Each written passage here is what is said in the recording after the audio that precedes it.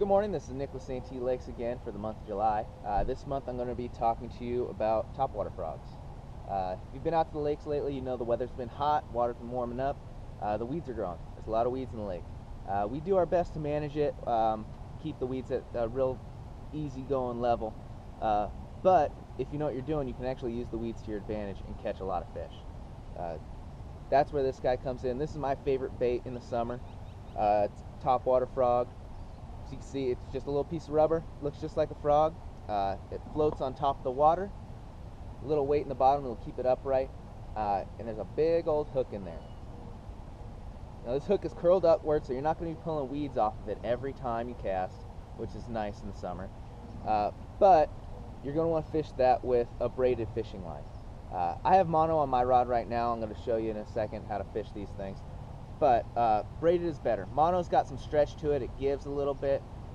Plus it'll break easier. Yet mono, there's no give. You can get a really good hook set with this big hook. Plus if you get it in the tules or in the weeds, you can kind of horse that fish out of there a little easier without having to worry about breaking it off. As far as colors go to these baits, they come in a wide variety of colors.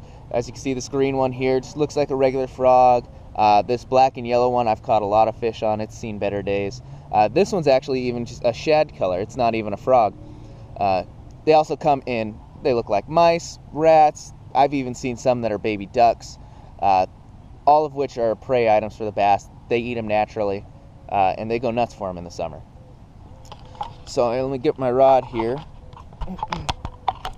So how you're going to want to fish these guys, you're going to cast it out, go right over the top of these weeds. You see this grass mat right here in front by this dock, and you're going to cast it out there, and you're just going to bounce it a couple times. I usually go about 3, and then you let it come to rest, and you let it sit there. I usually give it about a 10 or a 15 count, and then I start going again. Now, I've found right when you stop working that frog, and it sits there for a few seconds, that's when they hit it. They will hit it on the bounce, but I've caught most fish with it just sitting there. So you just bounce it along the top there, and that's all. I mean, you can get fancier with it. Some guys will burn it in real fast like this, and I've seen fish hit them on that. I've even seen guys, they'll take them and they can skip them along the water into the tules back there. That's a little bit more advanced. You don't really need to do that. Just bouncing it along the top kind of get you out of the weeds, and hopefully catch some more bass that way. So that's it on the topwater frog. Real simple bait, real easy to use. Honestly, I don't think you can beat it in the summer. You can still fish Cincos like I talked about last video. Like I said last video, they're a great all-around bait, but if you want to switch it up, you want to stay out of the weeds, you want to catch that topwater bite, I'd go with the frog first. There's nothing like seeing a bass come crashing out of the water trying to get a frog. You will miss some fish. Bass aren't perfect. They'll miss the fish. They'll try and hit it. It'll bounce out of their mouth.